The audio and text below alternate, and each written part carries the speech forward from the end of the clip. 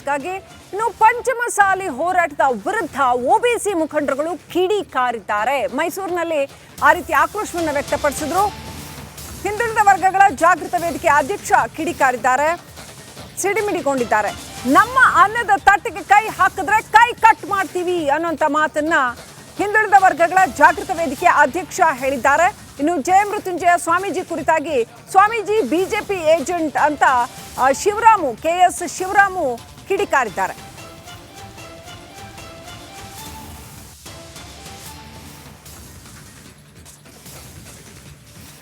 ಮತ್ತಷ್ಟು ಜೋರಾಗಿದೆ 2A ಮೀಸಲಾತಿ fight ವಿಚಾರ.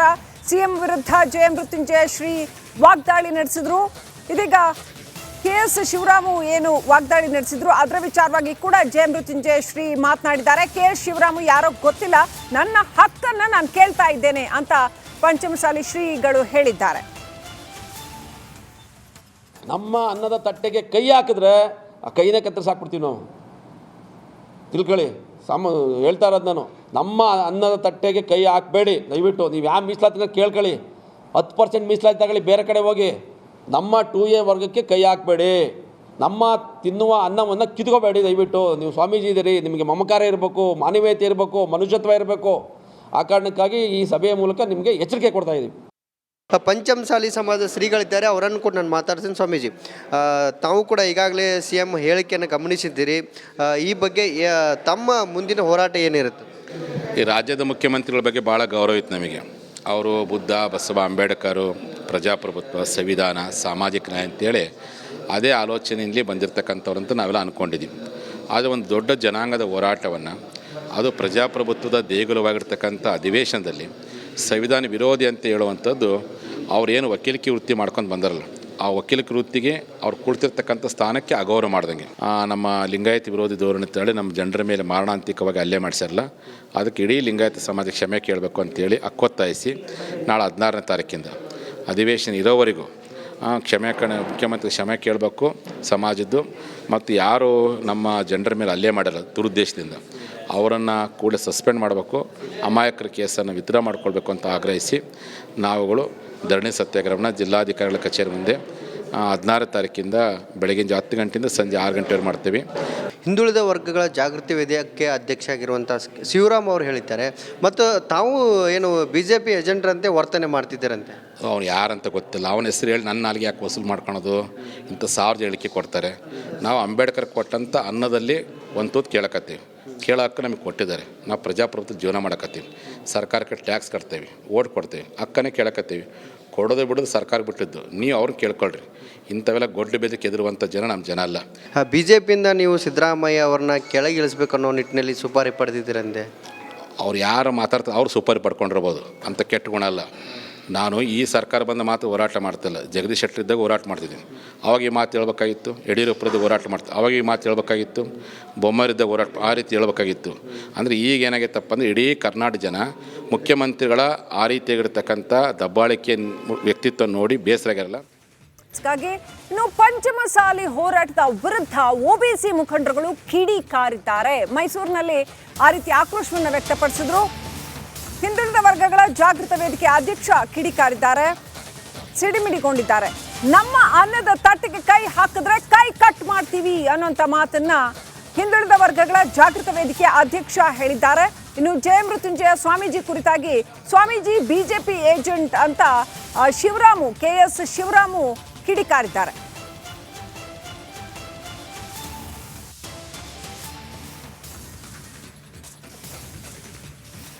ಮತ್ತಷ್ಟು ಜೋರಾಗಿದೆ 2A ಮೀಸಲಾತಿ ಫೈಟ್ ವಿಚಾರ.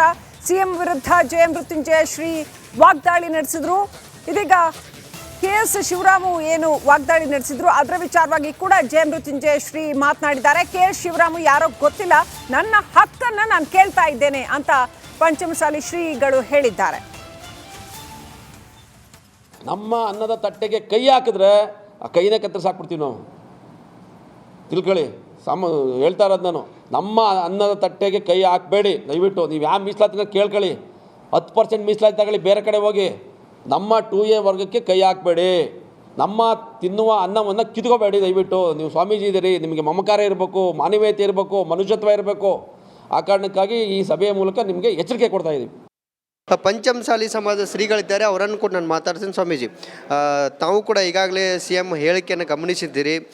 ಈ ಬಗ್ಗೆ ತಮ್ಮ ಮುಂದಿನ ಹೋರಾಟ ಏನಿರುತ್ತೆ? ಈ ರಾಜ್ಯದ ಮುಖ್ಯಮಂತ್ರಿಗಳ ಬಗ್ಗೆ ಭಾಳ ಗೌರವ ಇತ್ತು ನಮಗೆ. ಅವರು ಬುದ್ಧ, ಬಸವ, ಅಂಬೇಡ್ಕರು, ಪ್ರಜಾಪ್ರಭುತ್ವ, ಸಂವಿಧಾನ, ಸಾಮಾಜಿಕ ನ್ಯಾಯ ಅಂತೇಳಿ ಅದೇ ಆಲೋಚನೆಯಲ್ಲಿ ಬಂದಿರತಕ್ಕಂಥವ್ರಂತ ನಾವೆಲ್ಲ ಅಂದ್ಕೊಂಡಿದ್ದೀವಿ. ಆದರೆ ಒಂದು ದೊಡ್ಡ ಜನಾಂಗದ ಹೋರಾಟವನ್ನು, ಅದು ಪ್ರಜಾಪ್ರಭುತ್ವದ ದೇಗುಲವಾಗಿರ್ತಕ್ಕಂಥ ಅಧಿವೇಶನದಲ್ಲಿ ಸಂವಿಧಾನ ವಿರೋಧಿ ಅಂತ ಹೇಳುವಂಥದ್ದು, ಅವ್ರೇನು ವಕೀಲಿಕೆ ವೃತ್ತಿ ಮಾಡ್ಕೊಂಡು ಬಂದಾರಲ್ಲ, ಆ ವಕೀಲಿಕೆ ವೃತ್ತಿಗೆ ಅವ್ರು ಕುಳಿತಿರ್ತಕ್ಕಂಥ ಸ್ಥಾನಕ್ಕೆ ಅಗೌರವ ಮಾಡ್ದಂಗೆ. ನಮ್ಮ ಲಿಂಗಾಯತ ವಿರೋಧಿ ಧೋರಣೆ ಅಂತೇಳಿ ನಮ್ಮ ಜನರ ಮೇಲೆ ಮಾರಣಾಂತಿಕವಾಗಿ ಹಲ್ಲೆ ಮಾಡಿಸಿರಲ್ಲ, ಅದಕ್ಕೆ ಇಡೀ ಲಿಂಗಾಯತ ಸಮಾಜ ಕ್ಷಮೆ ಕೇಳಬೇಕು ಅಂತೇಳಿ ಒತ್ತಾಯಿಸಿ ನಾಳೆ 16ನೇ ತಾರೀಕಿಂದ ಅಧಿವೇಶನ ಇರೋವರೆಗೂ ಮುಖ್ಯಮಂತ್ರಿ ಕ್ಷಮೆ ಕೇಳಬೇಕು ಸಮಾಜದ್ದು. ಮತ್ತು ಯಾರು ನಮ್ಮ ಜನರ ಮೇಲೆ ಹಲ್ಲೆ ಮಾಡಲ್ಲ ದುರುದ್ದೇಶದಿಂದ, ಅವರನ್ನು ಕೂಡಲೇ ಸಸ್ಪೆಂಡ್ ಮಾಡಬೇಕು, ಅಮಾಯಕರ ಕೇಸನ್ನು ವಿತ್ಡ್ರಾ ಮಾಡಿಕೊಳ್ಬೇಕು ಅಂತ ಆಗ್ರಹಿಸಿ ನಾವುಗಳು ಧರಣಿ ಸತ್ಯಾಗ್ರಹವನ್ನು ಜಿಲ್ಲಾಧಿಕಾರಿಗಳ ಕಚೇರಿ ಮುಂದೆ 16 ತಾರೀಕಿಂದ ಬೆಳಗಿನ 10 ಗಂಟೆಯಿಂದ ಸಂಜೆ 6 ಗಂಟೆವರೆಗೆ ಮಾಡ್ತೀವಿ. ಹಿಂದುಳಿದ ವರ್ಗಗಳ ಜಾಗೃತಿ ವೇದಿಕೆ ಅಧ್ಯಕ್ಷ ಆಗಿರುವಂಥ ಶಿವರಾಮ್ ಅವರು ಹೇಳಿದ್ದಾರೆ. ಮತ್ತು ತಾವು ಏನು BJP ಏಜೆಂಟ್ರಂತೆ ವರ್ತನೆ ಮಾಡ್ತಿದ್ದೀರಂತೆ. ಅವ್ನು ಯಾರಂತ ಗೊತ್ತಿಲ್ಲ, ಅವನ ಹೆಸರು ಹೇಳಿ ನನ್ನ ನಾಲಿಗೆ ಯಾಕೆ ವಸೂಲು ಮಾಡ್ಕೊಳೋದು, ಇಂಥ 1000 ಹೇಳಿಕೆ ಕೊಡ್ತಾರೆ.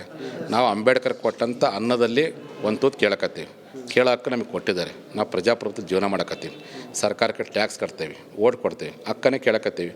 ಕೊಡೋದು ಬಿಡೋದು ಸರ್ಕಾರ ಬಿಟ್ಟಿದ್ದು, ನೀವು ಅವ್ರನ್ನ ಕೇಳ್ಕೊಳ್ರಿ. ಇಂಥವೆಲ್ಲ ಗೊಡ್ಡು ಬೆದಕ್ಕೆ ಎದುರುವಂಥ ಜನ ನಮ್ಮ ಜನ ಅಲ್ಲ. BJPಯಿಂದ ನೀವು ಸಿದ್ದರಾಮಯ್ಯ ಅವ್ರನ್ನ ಕೆಳಗಿಳಿಸ್ಬೇಕು ಅನ್ನೋ ನಿಟ್ಟಿನಲ್ಲಿ ಸುಪಾರಿ ಪಡೆದಿದ್ದೀರಂತೆ. ಅವ್ರು ಯಾರು ಮಾತಾಡ್ತಾರೆ ಅವ್ರು ಸುಪಾರಿ ಪಡ್ಕೊಂಡಿರ್ಬೋದು, ಅಂಥ ಕೆಟ್ಟ ಗುಣ ಅಲ್ಲ. ನಾನು ಈ ಸರ್ಕಾರ ಬಂದ ಮಾತು ಹೋರಾಟ ಮಾಡ್ತಿಲ್ಲ, ಜಗದೀಶ್ ಶೆಟ್ಟರ್ ಇದ್ದಾಗ ಹೋರಾಟ ಮಾಡ್ತಿದ್ದೀನಿ. ಅವಾಗ ಈ ಮಾತು ಹೇಳ್ಬೇಕಾಗಿತ್ತು. ಯಡಿಯೂರಪ್ಪರದ್ದು ಹೋರಾಟ ಮಾಡ್ತೀನಿ, ಅವಾಗ ಈ ಮಾತು ಹೇಳ್ಬೇಕಾಗಿತ್ತು. ಬೊಮ್ಮಾರಿದ್ದಾಗ ಹೋರಾಟ ಆ ರೀತಿ ಹೇಳ್ಬೇಕಾಗಿತ್ತು. ಅಂದರೆ ಈಗ ಏನಾಗೈತಪ್ಪ ಅಂದರೆ, ಇಡೀ ಕರ್ನಾಟಕ ಜನ ಮುಖ್ಯಮಂತ್ರಿಗಳ ಆ ರೀತಿಯಾಗಿರ್ತಕ್ಕಂಥ ದಬ್ಬಾಳಿಕೆ ವ್ಯಕ್ತಿತ್ವ ನೋಡಿ ಬೇಸರ ಆಗಿರಲ್ಲ. ಸರಿ, ಇವತ್ತು UI ಪ್ರಮೋಷನ್ ಇತ್ತು, ಉಪೇಂದ್ರ ಸಾಹೇಬ್ರ ಜೊತೆಲಿ ಇಲ್ಲಿ ಬಂದು.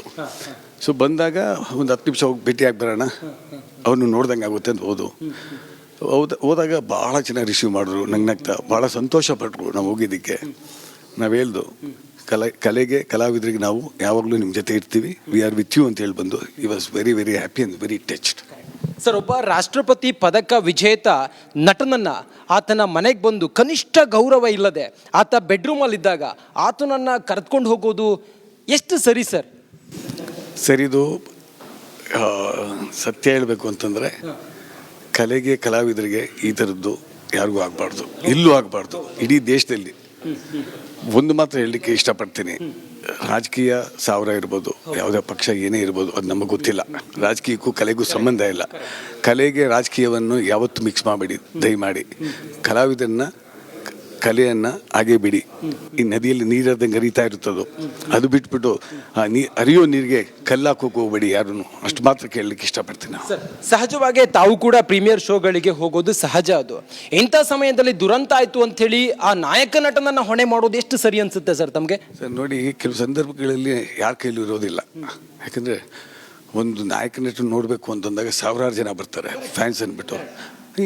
ಇನ್ಫ್ಯಾಕ್ಟ್ ರಾಜಕೀಯದಲ್ಲೂ ಕೂಡ ಸಾಕಷ್ಟು ಜನ ಸಭೆ ಸಮಾರಂಭಗಳಾದಾಗ ಲಕ್ಷಾಂತರ ಜನ ಬರ್ತಾರೆ.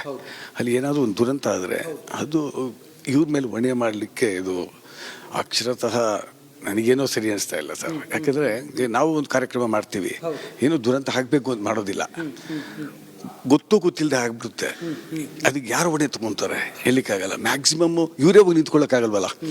ಕಲಾವಿದರು ಹೋಗ್ಬಿಟ್ಟು ಅವ್ರ ಫ್ಯಾನ್ಸನ್ನು ತಿಳಿಯೋಕ್ಕಾಗಲ್ಲ. ಇಟ್ಸ್ ಅದು ಯಾರು ಕೂಡ ಕೈ ಮಿತಿ ಮೀರೋದಾಗ ಏನಾಗುತ್ತೆ ಅಂತ ಯಾರ ಕೈಲೂ ಇಲ್ಲ ಅದು. ಸೊ ಅದನ್ನು ಇವ್ರು ಹೊಣೆ ಮಾಡೋದ್ರಲ್ಲಿ ಅಷ್ಟು ಸರಿಯಲ್ಲ ಅನಿಸುತ್ತೆ ಸರ್. ಸರ್, ಇಂಥ ಸಮಯದಲ್ಲಿ ಒಬ್ಬ ನಟನಿಗೆ ಸಂಕಷ್ಟ ಆದಾಗ ತಾವೆಲ್ಲರೂ ಕೂಡ ಕಲಾವಿದರು ಆತನ ಜೊತೆಗೆ ನಿಂತಿದ್ದು ಅಥವಾ ನಿಲ್ಲಬೇಕಾದಂಥ ಅಗತ್ಯ ಎಷ್ಟಿದೆ ಸರ್ ಈ ಸಮಯದಲ್ಲಿ? ಒಂದು ಮಾತ್ರ ಹೇಳ್ತೀವಿ ಸರ್, ಕಲೆಗೆ ಕಲಾವಿದರಿಗೆ ಯಾರು ಬೆಲೆ ಕೊಡ್ತಾರೋ ಅವರೆಲ್ಲ ಅವ್ರ ಜೊತೆ ಇದ್ದೇ ಇರ್ತಾರೆ. ಕಲೆನ ಮತ್ತು ಕಲಾವಿದರನ್ನ